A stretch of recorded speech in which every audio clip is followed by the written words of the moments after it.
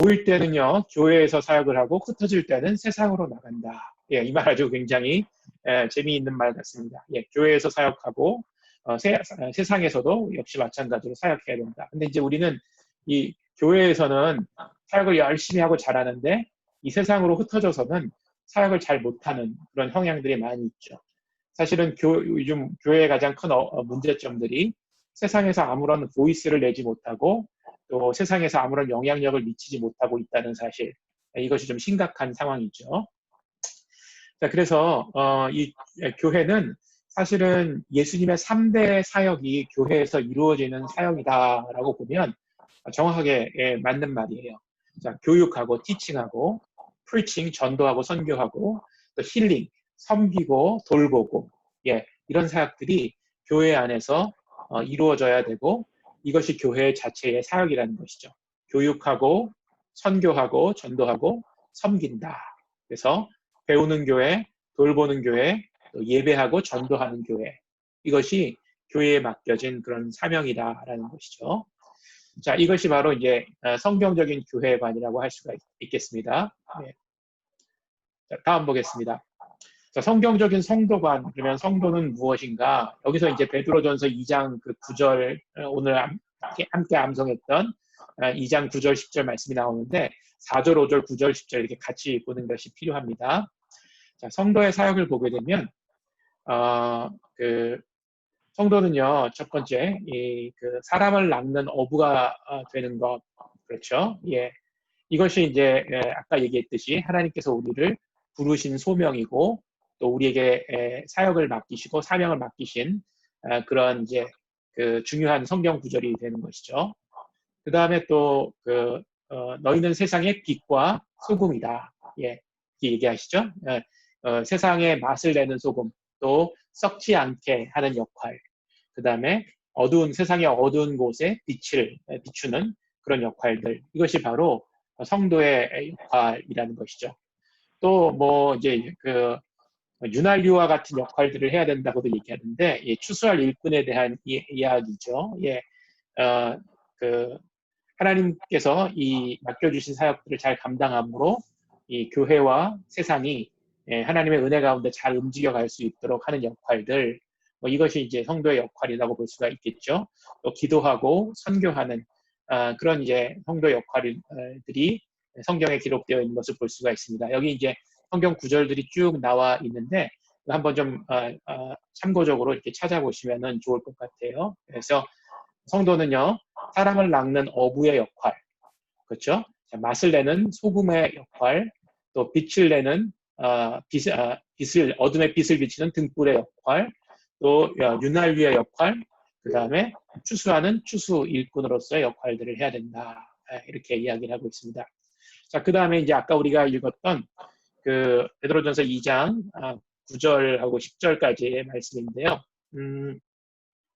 자, 그 말씀에 그 신령한 집이라는 이제 단어가 나오죠. 신령한 집이라는 단어가 나오는데 이것은 성령님이 거하시는 거룩한 몸이다라는 뜻이에요. 예, 신령한 집. 예, 성도는요. 성도의 몸은 성전이라고 하시죠. 하나님께서 거하시는 거룩한 집이다. 그 다음에 이제 택하신 족속이라는 단어가 나오는데 이 택하신 족속은 하나님의 자녀이고 하나님의 백성이다 라고 이야기를 하죠. 자, 그 왕 같은 제사장이란 것은요, 하나님께 직접 나가서 예배를 드릴 수 있다는 것, 예, 있게 됐죠. 우리가 이제 예수님께서 그 길을 열어주셔서 예수님을 통해서 하나님께 직접 나갈 수가 있게 됐죠. 그런데 이 왕 같은 제사장이란 것은 내가 하나님께 직접 예배하러 나갈 수 있다는 것이기도 하지만 또 한 가지의 다른 뜻이 있어요. 혹시 어떤 뜻인지 기억나고 계세요? 제사장의 역할을 한번 좀 잘 생각해 보시면 확인할 수가 있는데, 나만 하나님께 스스로 나가는 것이 아니라 또 어떤 역할이 있죠?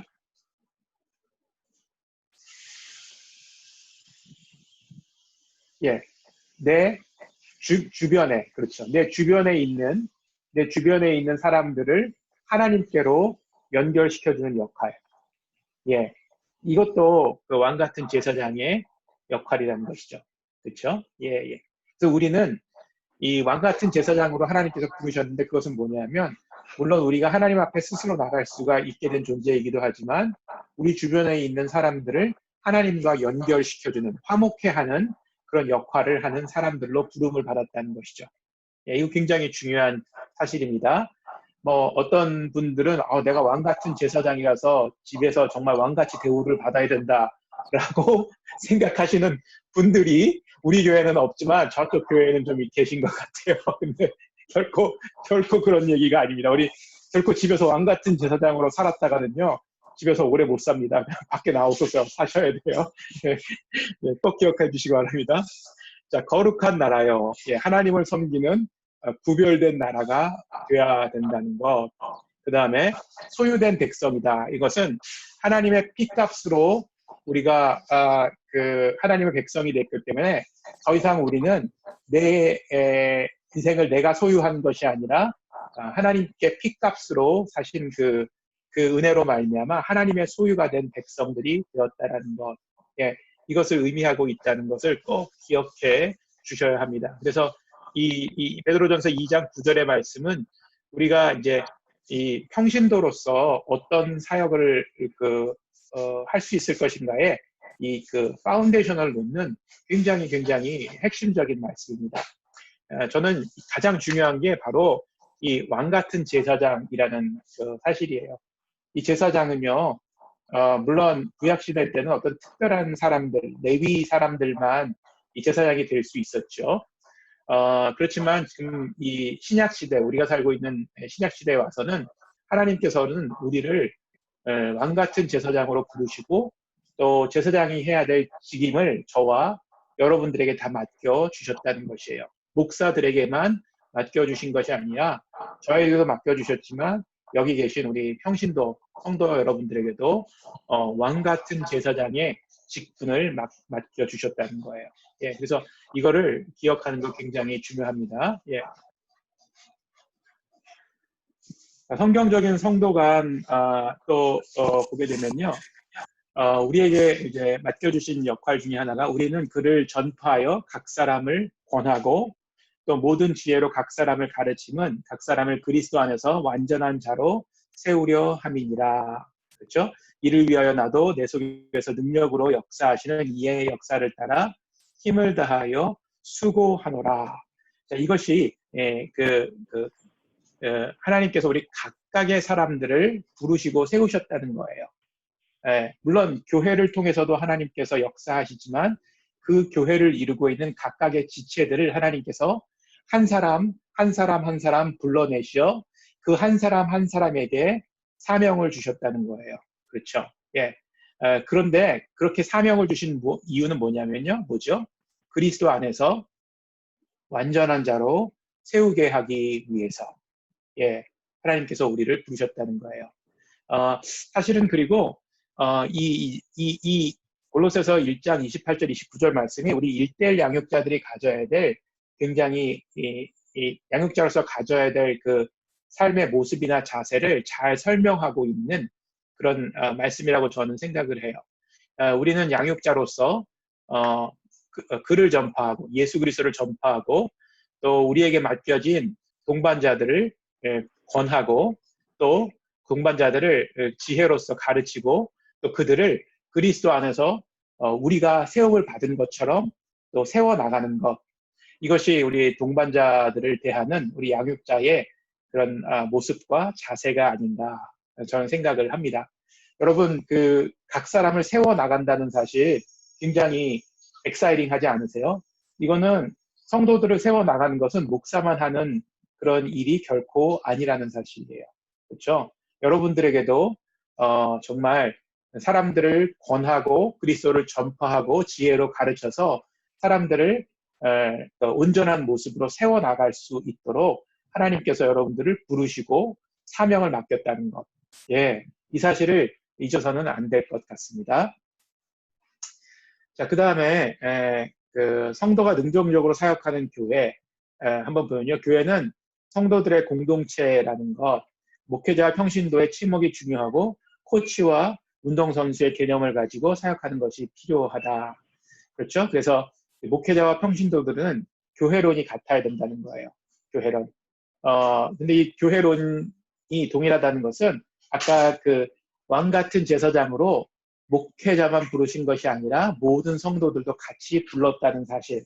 예, 이것을 같이 공유하고 있어야 된다는 거예요. 그래서 사역은 목회자만 하는 것이 아니라 교회를 이루는 성도, 저도 성도의 한 사람이잖아요. 예, 성도가 같이 협력하고 도우며 하는 것이다 라는 사실. 예, 그거 굉장히 중요해요. 그 다음에 비전과 목회 철학, 예, 이것이 같아야 되고요.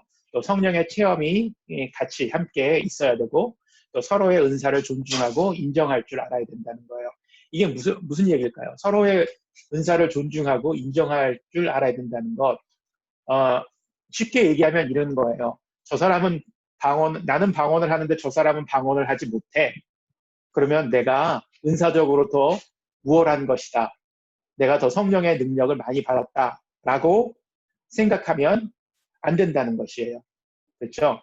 예, 은사에는 여러 종류가 있는데 방언이나 뭐 신유의 은사, 예언의 은사도 중요한 은사인 것처럼 섬기고 가르치고 또 뭐 기도하고 교제하고 다른 사람들을 세워주는 그런 은사도 못지않게 중요한 은사라는 사실이죠. 그렇죠? 그래서 하나님께서는 그 은사를 각각의 사람의 형편에 맞게끔 허락하셨다는 거예요. 그래서 어떤 사람은 교사로 부르셔서 교사를 할 수 있는 은사를 맡겨주셨고, 어떤 사람은 목회자로 부르셔서 목회자에 필요한 은사를 맡겨주셨고, 또 어떤 사람은 거기에 더불어 방언과 신유의 은사도 맡겨주셨고, 예. 그렇기 때문에 하나님께서 맡겨주신 은사에는 후회함이 없기 때문에 나는 더 큰 은사를 받았고, 나는 더 적은 은사를 받았고, 라고 생각할 필요도 없고, 그것으로 비교할 필요도 없다는 것이죠. 예, 그게 바로 서로의 은사를 존중하고 인정한다라는 사실이죠. 예. 자, 우리 그 오카노 목사님이 말씀하신 이것이 목회의 본질이다. 한번 같이 읽어보시겠습니까? 시작. 선거를 보는 눈이 바뀌지 않으면 시대를 이 시대를 감당하는 목표를 할 수 없다. 교회는 성도의 성도이다. 교회다. 성도의 교회다. 사는 목사는 이 교회를 위한 위해 존재한다. 목회하기 목사를 위해 위한 성도가 성도가 제자리에 서서 서서 제 제 역할을 하게 하는 신하는 것이다. 성도는 목회의 대상이 아니라 목회의 주체다.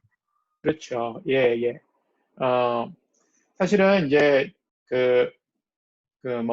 목회자와 평신도와의 관계, 예, 그렇죠. 예, 예, 서로 이제 세워주고 서로 격려해서 하나님의 그 집을 이루어 나가는 것이죠. 그래서 어떻게 보면 주종 관계나 어떤 상하 관계가 있는 것이 아니라 우리는 하나님께서 부르심에 순종하여 교회를 이루고 하나님께서 맡겨주신 사명을 함께 이루어 나가는 동역자, 그렇죠? 동반자, 이렇게 보는 것이 바로 성경적인 그런 그 성도관이다, 또 목회관이다라고 이렇게 볼 수가 있는 것이죠. 자, 성경적인 성도관 바로 이렇습니다. 우리가 왕 같은 제사장이고 우리 역시 하나님께서 맡겨주신 부르심과 또 그 사명에 순종하여 우리에게 맡겨진 사역을 잘 서로 감당하는 것이 중요하다라고 말씀드렸습니다. 자, 은사관 보겠습니다. 자, 은사라는 것이 무엇일까요? 은사는 하나님께서 왜 주셨을까요? 자, 그 전에 한 가지 질문에 혹시 내 은사가 무엇인지 모르겠다라고 생각하시는 분 계십니까? 나는 아직 은사를 받은 것 같지 않다라고 생각하시는 분 혹시 계십니까?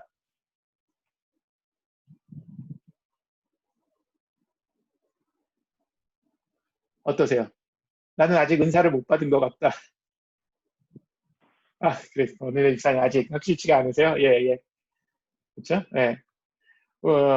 혹시 은사를 간구하면서 기도하고 계십니까? 이런 은사를 하나님 주십시오. 아니요. 어떤 은사를 달라고 기도해본 적은 없습니다. 그러세요? 예, 예.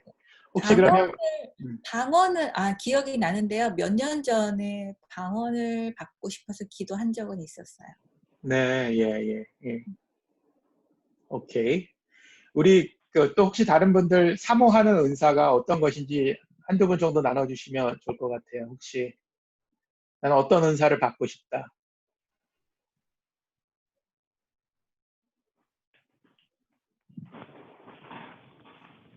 우리 윤혜정 집사님 어떤 은사 혹시 본인의 은사라고 지금 생각하시는 게 있는지 아니면 또 따로 받고 싶은 은사가 있는지. 예. 저는 아이들하고 있을 때 제 그러니까 말이며 모든 행동이 그러니까 편해지더라고요. 그래서 하고 그런 생활을 하는 것이 편해서 교사하는 것도 편해서 혹시 그쪽이 은사를 주시지 않았나라는 생각을 했고요. 바라는 거는 많은데 생각하세요. 치유의 은사를 좀 받고 싶어요. 치유의 은사. 예, 예, 예. 좋습니다. 예. 그 은사를 사모하는 것은 굉장히 중요해요. 왜냐하면 하나님께서 그 은사를 우리에게 선물로 주신다고 이렇게 약속을 하셨어요. 베드로 야고보서 1장 17절에 보게 되면 각양 좋은 은사와 온전한 선물을 우리에게 주신다 이렇게 되어져 있거든요. 그래서 은사를 사모하는 것은 굉장히 성경적이에요. 근데 이제 문제가 되는 거는 너무 은사주의에 빠져서 은사를 남용하는 경우들이 생기기 때문에 그게 문제가 되는 것이에요. 그렇죠? 예, 그래서 중요한 것은요. 은사를 사모하는 것은 필요하지만 내가 받은 은사를 너무 자랑하는 것, 예, 그것은 옳지 않아요. 두 번째는요. 내가 받은 은사를 나의 이름을 드러내는 데 사용하는 것, 이것도 옳지 않아요. 아까 얘기했듯이 은사라는 것은 선물, 하나님께서 주신 선물이시거든요. 공짜로 값없이 주신 선물이에요. 근데 그 선물이 사실은요, 나를 위해서 주신 것이 아니라, 그렇죠? 나를 통해서 그 선물을 받아갈 사람들을 위해서 우리에게 주신 것이에요. 그러니까 사실은 우리가 그 선물 너무 이렇게 받은 것에 대해서 물론 기뻐하고 감격해야 되겠지만 그걸 가지고 너무 자랑할 필요가 없다는 거예요. 그렇죠? 예. 그 선물을 하나님께서 나에게 주신 이유는 그 선물을 내가 가지고 내 것으로 만드는 것이 아니라 그 선물을 다른 사람들에게 그렇죠? 나눠주기 위해서 주신 것이라는 것. 뭐 그거를 꼭 기억해야 된다는 것이죠. 그 다음에 은사는요. 하나님의 영광을 위해서 아까 얘기했죠. 나를 위해서 사용하는 것이 아니라 하나님의 영광을 위해서 사용해야 되는 것 굉장히 중요하고요. 그 다음에 또 한 가지는요. 은사는 계속적으로 개발하는 것이 필요해요. 그렇죠? 아까 우리 윤혜정 집사님이 아주 굉장히 중요한 말씀을 하셨는데 어찌 보면 내가 어떤 일을 했었을 때 굉장히 기뻐하고 잘할 수가 있고 그걸 할 때마다 내가 마음이 굉장히 편안해지는 그런 특별한 사역들이 있어요.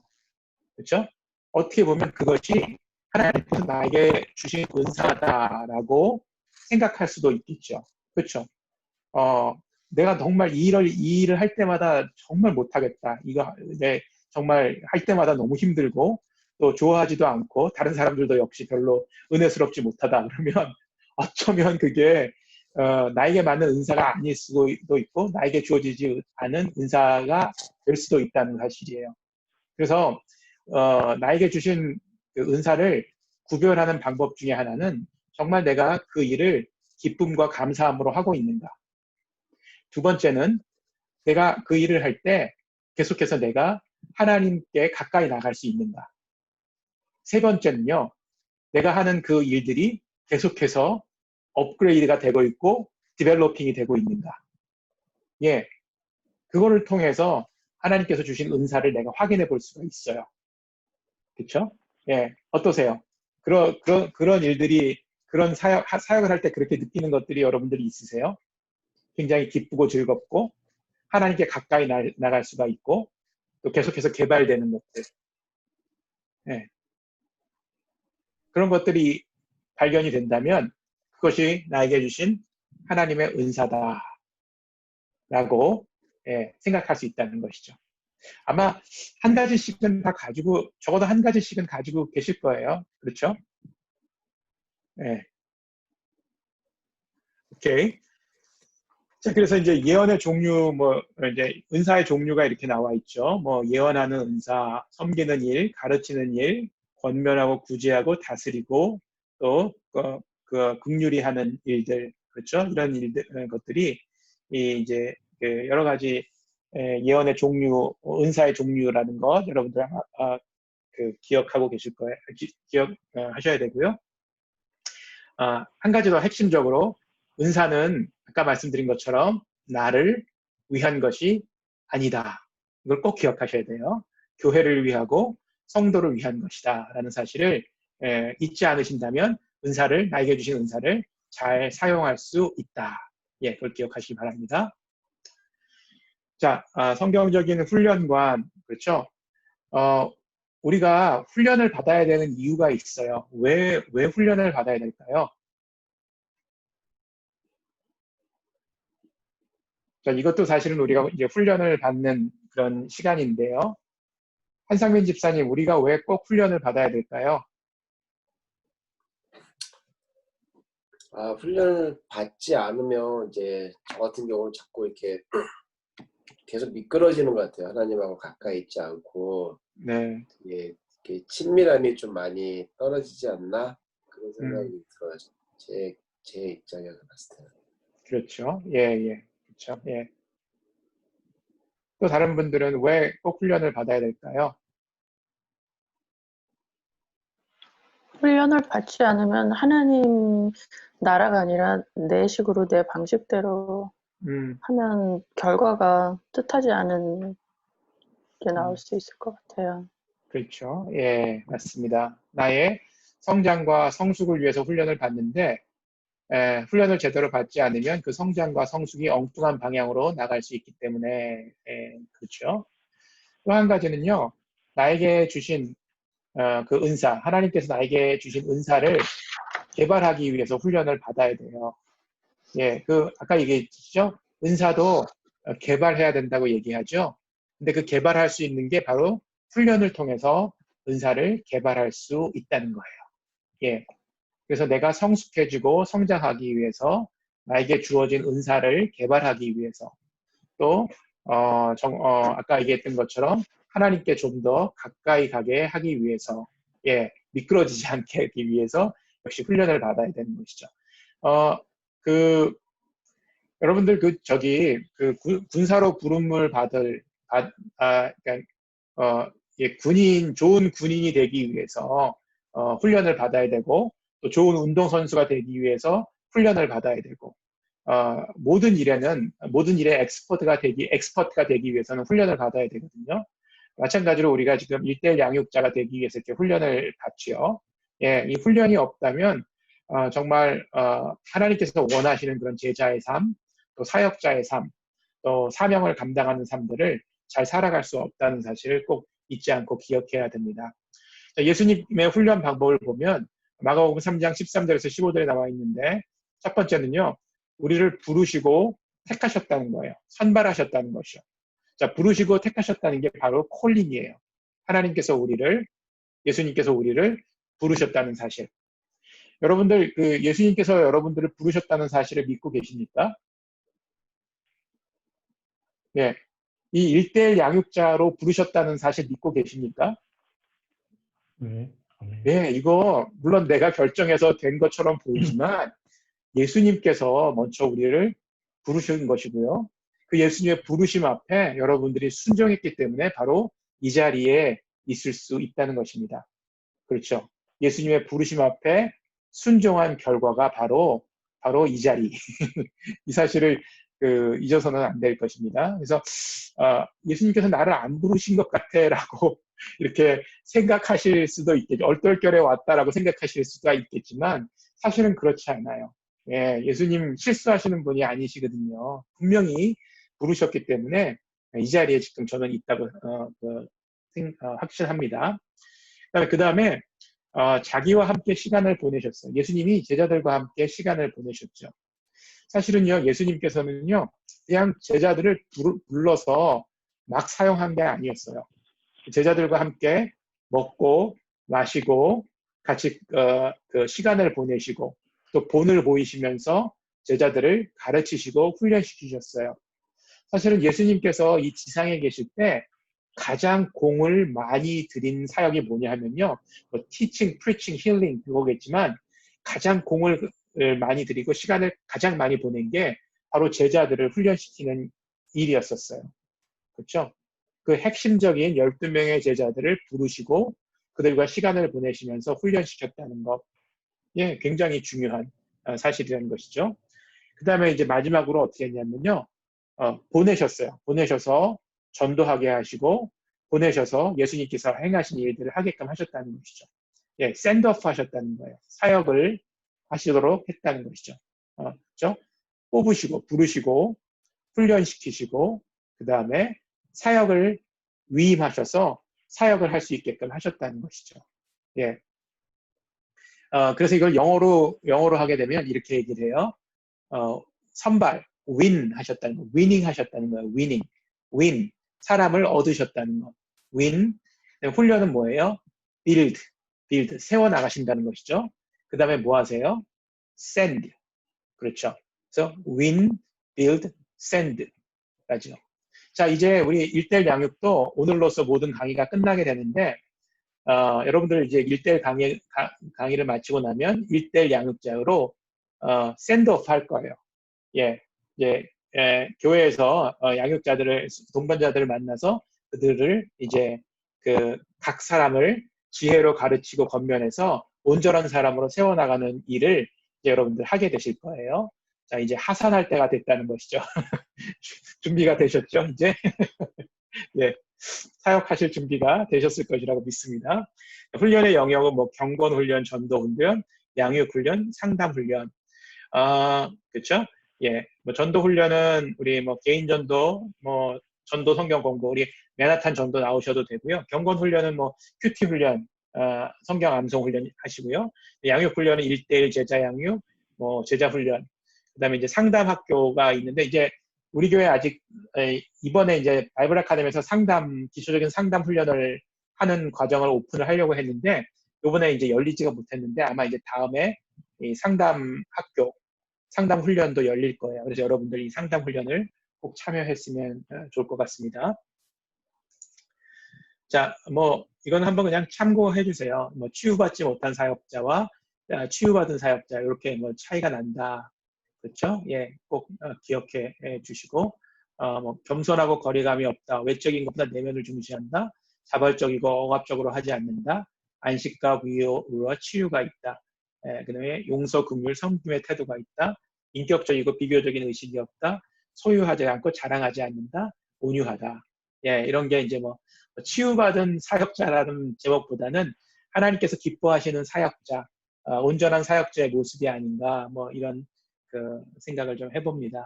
예, 이런 이제 사역자가 될 수 있도록 여러분들 좀 힘을 써 주셔야 될 것 같고요. 자, 그 다음에 성경적인 세계관. 예, 사실은 우리가 이제 샌드오프를 훈련을 받고 나면 샌드오프를 받게 되죠. 예수님께서 제자들을 파송하신 것처럼 교회가 여러분들을 샌드오프하게 되는데 사실은 샌드오프에서 가야 될 가장 궁극적인 장소는 교회라기보다는 물론 교회도 사역을 해야 되지만 세상이라고요. 예, 세상에 나가서 사람을 낚는 어부가 돼야 되고요. 빛과 소금의 역할을 해야 되고요. 그렇죠? 예, 윤활유의 역할을 해야 되고요. 그렇죠? 예, 왕 같은 제사장의 삶들을 살아가야 되는데 그래서 세상을 알지 못하면 세계관을 알지 못하면 우리가 이 세상에서 빛과 소금의 역할, 또 사역자의 역할들을 감당할 수 없다는 것이죠. 그렇죠? 자, 존 웨슬리가 했던 중요한 이야기인데요.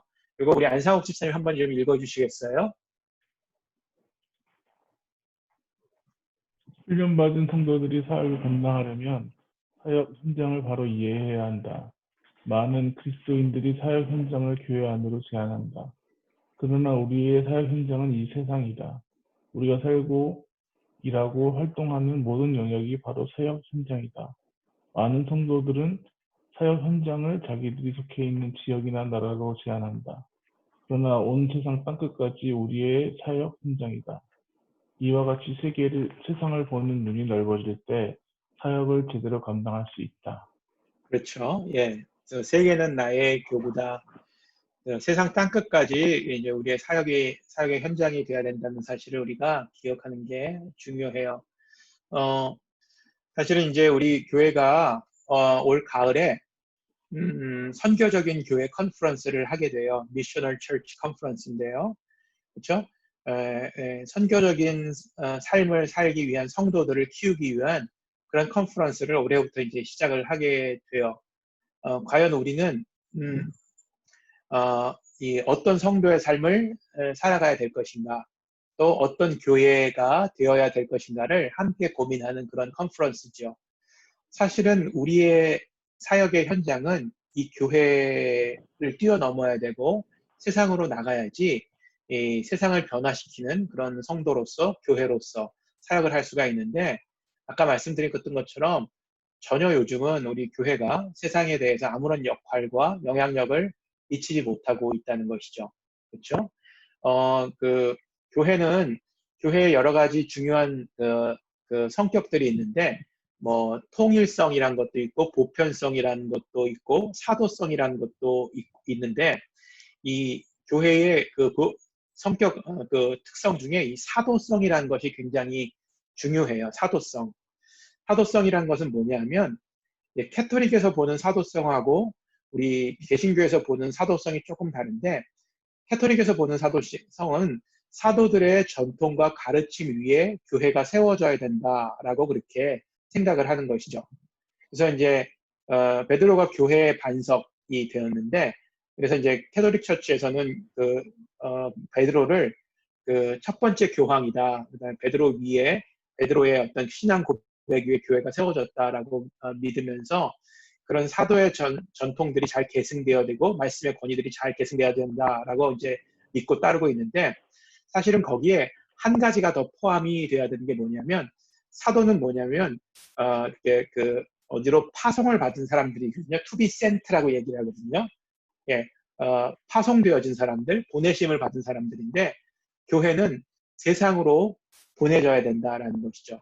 예수님께서도 아버지가 나를 보내신 것처럼 나도 너희를 세상으로 보내노라 라고 이렇게 이야기를 했어요.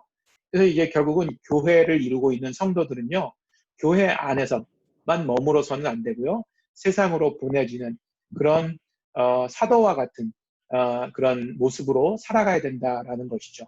세상 속에서 녹아지는 소금이 돼가지고 세상을 비추는 그런 빛이 돼야 된다는 것. 이것이 바로 이제 정말 우리에게 필요한 교회의 사도성이고, 또 우리 성도들이 기억해야 될 그런 가치관이다라고 이야기를 할 수가 있습니다. 자, 이 말씀 보게 되면 예수님은 우리를 세상으로 보내셨고요. 성도는 두루 다니며 복음의 말씀을 전해야 되고요.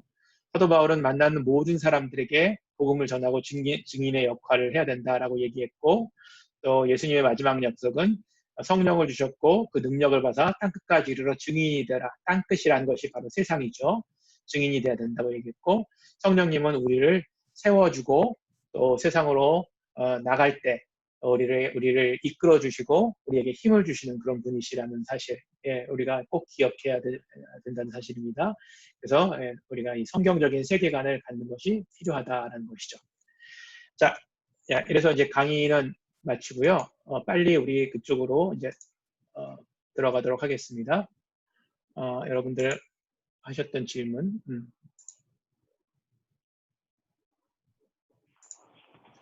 자,